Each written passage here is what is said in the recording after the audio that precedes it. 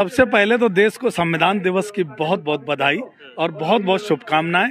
और ये संविधान की ताकत है जो तानाशाही सरकार जो हमें पार्लियामेंट के पटल से समझाती रही कि कानून दूध की तरह सफेद हैं, सिर्फ इनका झूठ का प्रोपेगेंडा था। और ये कहती रही कि एकदम हमारी नीयत बिल्कुल साफ है। नीयत इनकी तब भी काली थी और आज इस किसान ने इनको दिखा दिया इनकी औकात कि तुम्हारी नीयत उस दिन भी सफेद नहीं थी और आज भी सफेद नहीं है। लेकिन हमारा मजबूत संगठन और किसानों की एकता इनको मजबूर कर दी इनकी नीयत साफ करने पे। अब आने वाला समय इनको आज भी इन्होंने हमें भरोसा नहीं है, लेकिन जब तक पार्लियामेंट के पटल से कानून वापस नहीं होगी, एमएसपी की कानून नहीं बनेगी, हमारे शहीद हुए 750 किसानों को न्याय नहीं मिलेगा।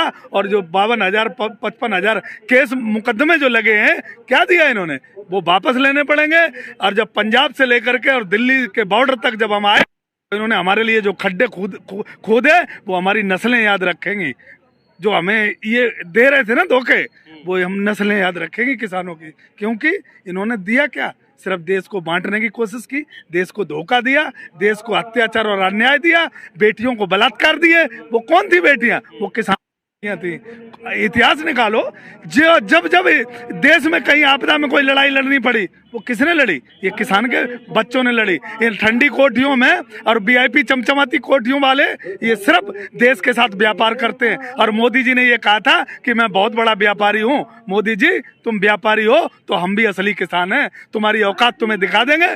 तुमने हमारी औकात दिखाने में हमें कसर नहीं छोड़ी, लेकिन तुम्हारी औकात क्या है वो हम तुम्हें दिखा देंगे। तुम्हारा झोला भी कंधे पे टंगा है और तुम भी दिल्ली में बैठे हो।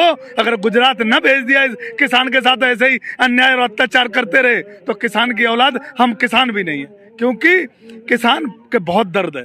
1 साल हो गया है, हमारे जो परिवार के लोग खोए हैं उनको जाएंगे तो क्या जवाब देंगे उनके। कोई कहेगा हमारे भाई लाओ, कोई कहेगा हमारा बाप लाओ, कोई कहेगा हमारा बेटा लाओ।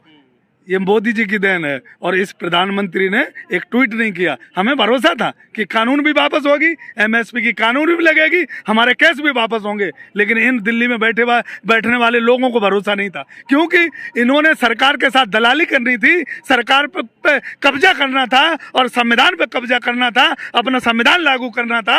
इसलिए इनकी नीयत तब भी साफ नहीं थी। आज हमारी ताकत किसान की है। बैठा हुआ व्यक्ति इस कानून के बारे में समझता है। मोदी जी क्या कह रहे हैं कि कुछ किसानों को हम नहीं समझा पाए। मोदी जी, आज भी तुम्हारी बुद्धि ठीक नहीं है, आज भी तुम्हारी बुद्धि खराब है। जब एक लास्ट में बैठा हुआ अनपढ़ हमारा किसान समझ गया